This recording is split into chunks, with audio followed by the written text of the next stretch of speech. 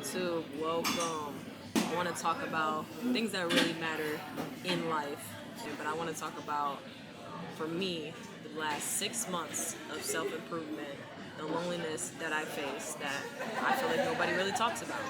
So let's get into it. When it comes to feeling emotions during a transitional change in life, I feel like we get so caught up in what's happening right here, right now, and it's a bunch of stuff happening that we get flustered and we miss a lot of important factors. One of those important factors being that internal loneliness, that void that's trying to be filled, right? We're losing our old self, we're losing friends, we're losing family, we're losing habits, and so much stuff is changing, and it gets scary. You know what I'm saying? You feel like you're losing a part of yourself in a way. Self-improvement is such a funny topic because self-improvement looks different for different people, right? Some people just want to get in the gym and get fit. Some people want to change their diet. Other people want a full 360, shaving, cutting your hair, changing your style. For me specifically though, self-improvement meant getting rid of all the negative energy that was in my life and becoming the best version of myself, right? That's physically, spiritually, and emotionally. In order for me to do that, though, I had to face a harsh reality and hold myself accountable to all the things, all the habits that I continued on that was interrupting my growth because I'm eating good, I'm starting to fix my diet, change my diet up, and then I still feel like shit.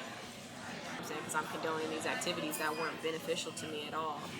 My relationship, I broke up with someone that I was with for over 3 years, and we went to high school together, so we just had a lot of history in general. And that was one of the biggest pivotal moments for me. Literally, I was working towards reading, I'm writing, I'm studying, working towards something, and then I still had this energy around me that just wasn't on the same level as me. And I woke up one day, I don't have to choose this. I don't have to continue to be around this, right? And it was very hard for me. It was hard for them because it caught them by surprise. They weren't expecting me to say, hey, I want to break up with you out of nowhere like that. And then even for me, I was like, dang, I said it. I actually followed through on something that I knew was good for me anyways, but that was very different. It was crazy. I felt like I really was standing up for me at that point. If I don't need to be in this relationship, I can actually get out of this relationship and choose me and not fall back into that trap, I'm unstoppable. That relationship for me was horrible. Very toxic energy, very tit for tat, you know what I'm saying? And I'm not even gonna blame anybody in the situation. I'm just gonna say that the energy was not beneficial to either one of our growths. So that was one of the hardest things that I had to do, and yes, I felt very lonely. If you spend every day with somebody, it's very hard to then just be on your own and still be working towards success and on the ladder up, right? So that was very hard for me. Family, I packed up and I moved to Ohio. I worked at Cedar Point again, which is something that I do. I've done that for 4 seasons, going back to working at Cedar Point. And I did that, and when I left, I had a dog, and my dog stayed with my brother. My brother was supposed to stay in my apartment, right? There's a whole bunch of drama that went in with that basically resulted in me not having a connection with my brother anymore. So not only did I lose my dog, I lost my family, and I lost my apartment, which was crazy. You know, I'd been gone for a week at that point. Like, it was, everything was hitting all at once. And, you know, I'm thinking to myself, like, man, it'll work out, you know, you're okay. And I'm telling myself that everything's gonna be smooth, but really, it was hard. Like, it hurt feelings because I was like, I wish that my family was more supportive of my circumstance. Obviously, I can't have a car at the time, so I couldn't take my dog out there with me. Give me a couple days. I said, just please, I'm gonna have somebody come and get the dog. Nothing. I was like, nah, the dog's gonna go out in the streets. I'm gonna do this, I'm gonna do that. And took the dog to the pound. Unfortunately, I love my girl. I had my baby girl for 6 months. Her name was Rain. She was so precious. But I digress. That hurt a lot. Obviously, not being able to communicate with my brothers hurt a lot too. I was hurt though, and I wasn't gonna sit there and let nobody just kind of on me, and I'm just gonna sit there and be like, oh no, it's okay, because it's not okay. You know, I wasn't gonna accept that. So that was very hard to deal with, but you know, we grew it, as well as still grieving the breakup situation, and that was, like I said, that was just a really, really big step for me at the time, you know. In this new space again, um, towards all the habits that I had started in Michigan, taking that to Ohio. So still reading consistently, writing. I studied web design, well, not web design per se, like HTML, JavaScript, that thing. So I was studying that, being consistent, watching YouTube videos on improvement, on financial literacy. I was like, I will not let myself fall short of my commitments just because I'm in a new space and I'm working full time, right? So I continued on with that journey. I met a lot of different people at the time. My ex was out in Ohio with me the first couple of months, and that wasn't do any good. Like, that seriously hindered the self-improvement, because toxic energy that I was looking to get rid of was still in my face. But I still had that loneliness feeling of like, well, I don't have anybody out here with me right now. I'm getting into it with my family, and I know that I really can't be with you anymore, but at least you're familiar to me, at least you're comfortable, right? So we did kind of this awkward space before I was like, no, I gotta like follow my commitment. I said that we're not gonna be nothing no more, and quite frankly, it just gotta be that, and I gotta stand on it, and I did. And standing on that, was forced to be alone. And I didn't want to accept that reality at the time. Although I got rid of that toxic energy, I invited a whole lot more in without even realizing it. Like, I'm connecting and meeting new friends and meeting all these girls and doing things. And none of that was good for me, especially since I'm doing all these other things, self-improvement. I'm in the gym a lot, so my physique's growing and changing. Mine was getting way better. I was making a lot of passive income with cooking, driving taxi, obviously work still. I just had so many different side hustles that I didn't want to be behind at all, and I wasn't lacking by any means, but I'm allowing all this energy to come in and drain me, so I still wasn't feeling that energy back into myself. But honestly, just because I knew that at the end of the day, I didn't have anybody that was going to see me after that season was over, I was like, oh man, I just want to fill this space with, void almost that I was trying to fill, because I didn't want to be lonely. I didn't want to feel that loneliness. I knew that when I went back to my room at night, that was the reality, that it's me versus me right now. But, around felt good in the moment, and it helped me get past a lot of the grieving that should have been done alone. I did surrounding myself with other people, right? And I don't think that was the greatest decision, but it was a decision that I made, and I gotta live with it, right?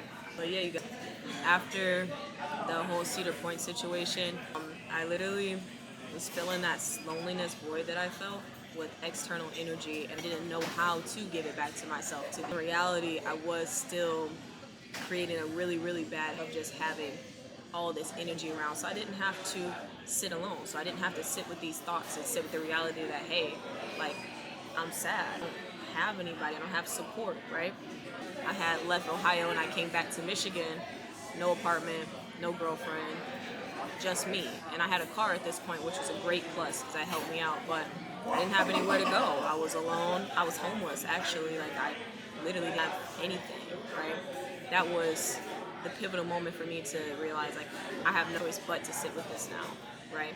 And I didn't deny it. I didn't deny any parts of myself. I said, you sat there, you were in everybody's face, you let me in your face, you claim to just, oh, I'm doing good and I'm being righteous and all this and all that. And the reality is that you really kind of right where you left off at. Like, Ohio was a distraction for you almost. You didn't face the reality of what was going on internally. You didn't face yourself, right? And so I had no choice in that during this period of loneliness, during this period of homelessness. For one, are you over your ex? Do you feel like you understand not only with them again, do you understand the relationship with your family and why you were hurt? Do you understand it enough to be able to communicate that without being angry at someone, right? Not out of that too. For me personally, in order for me to get over something and really heal, I don't hold anger. I don't hold any resentment. I can acknowledge and communicate how I feel to you in hopes that you understand me, but even if you don't understand me, I understand myself enough to be able to let the situation go, so I can never really be mad about it anymore, right? So I had to understand and go through that process. I had to really sit down and like get out of this survival mode of feeling like I have to be doing something and I have to be in all these places at once. When I first got back to Michigan, I was going to the gym, going to cafes to study, going to the library, finding different parks to go for a run, but like all of them in one day. I felt like I couldn't sit down, I couldn't this and that. I'd had to do everything, and that wasn't true.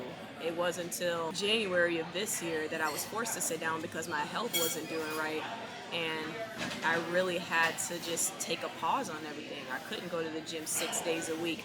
I couldn't, spend 2 hours, 3 hours in the library just reading random stuff. And I had to learn how to sit down and take care of myself. I had to sit down and say, hey, like, stop playing life, stop playing these games because you're still not ready to face your reality, right? I was impatient. I was ready to see the results. I was tired of my situation, my circumstance that I felt was hindering me. And it was just a visual thing. Like, nobody cares I'm homeless. Nobody cares that, I had to go through whatever I had to go through within that period. Like, nobody's judging for that. It's my situation. And if anything, proud of myself for being able to go through all of that and still sit and have a smile on my face, and still feel just as motivated to go and do more and push and push and push. Though I was dealt pretty interesting, you know what I mean? So I had to understand that the only thing I was running from was myself, right? So now I'm here. I'm like, all right, with this loneliness, I've understood, these being patient with yourself, being patient with the people around you, being patient with my self-improvement. I see that the habits that I used to have, I don't care to have people in my face. I don't care to have, of love making friends, but I don't care to have a bunch of people in my face that just want to drain my energy. If we can't deal together and have intellectual conversations, there's really nothing to talk. Go gym and then go skate or eat some food, something that still fuels us, that motivates us and pushes us, then there's really nothing to talk about, right? I can do that now. Whereas before, I would be like, oh yeah, I want to go to the gym. These people didn't want to go to the gym. They wanted to drink, they wanted to party. I was like, I don't want to party. But here I am sitting around a bunch of people that just want to do shit that I didn't want to do. You know what I'm saying? I realized that version of me, I was still condoning those things. But after healing and facing my loneliness, now I can sit with myself and be A-okay. I had an amazing day. I got off work and I literally spent hours in a gym and came and got food on my own. Like, I don't feel like I need anybody. I don't feel like I need to make a phone call, so I'm not sitting by myself. In the period of that, which is crazy. Driving home in a car, if my car ride was longer than 20 minutes, I need to call somebody so I can fill in that space. I gotta sit there and scroll on my phone so that I'm not facing my thoughts, because then I would get anxious, right? I literally had to chill. I had to remind myself that my faith is strong.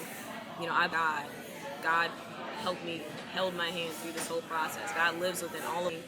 He guides you.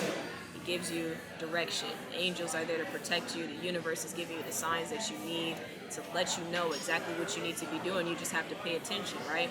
And I opened my heart and I had faith that everything was going to work out, and it did. Even when I was scared and worried that things were going to work out, I still kept that faith, because I'm like, man, this is just my anxiety talking.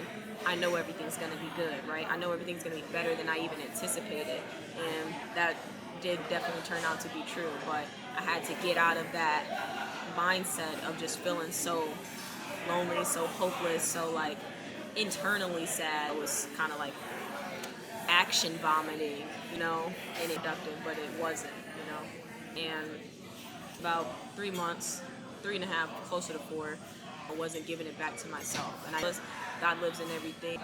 If we can't, why you're not with them anymore, but why you cannot be. We'll go to parties, and I felt like I was disciplining myself. Even right now, I learned how to stop filling that lonely void with external energy and really sit and ask myself, why do I feel lonely? What do I feel like I'm missing, right? And asking questions like that really helped me learn how to pour that energy back into myself that I thought I was looking for in other people. Working on you, right? You can change a lot in 6 months, for the good, for the better, or for the worse. That's up to you to decide. But I just really wanted to come on here and share my experience.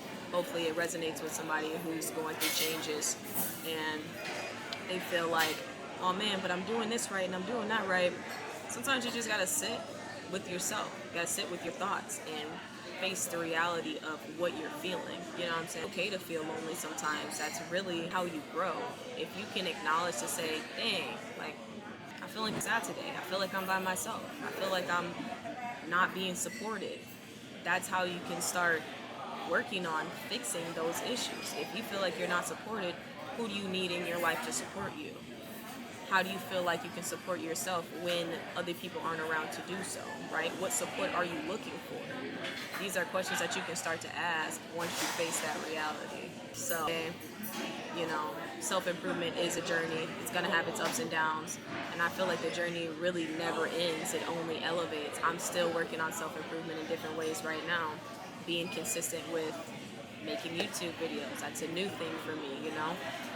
But also working on being able to communicate if I have an issue without feeling bad about communicating them about it. Working on issues that I might have without feeling bad that I'm communicating about it. But at the same time, getting my point across clearly and firmly, you know? Today, we're all in this together. We're working. Be patient with yourself. Love yourself. Have strong faith. Face your own fears. Face yourself. Face your emotions, okay?